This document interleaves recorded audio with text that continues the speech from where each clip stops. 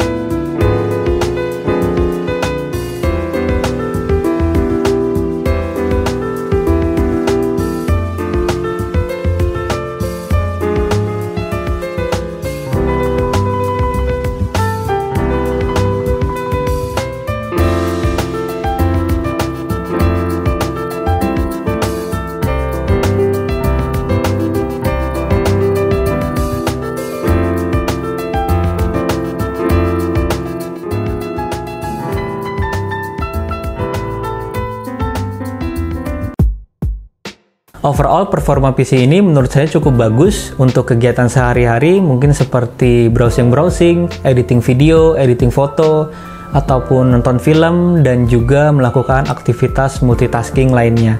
Dan untuk performa gamingnya, seperti yang tadi kalian lihat, untuk game-game yang saya tes, rata-rata frame rate-nya bisa dapat 75 fps dengan setting grafik high di resolusi layar Full HD 1080x1920.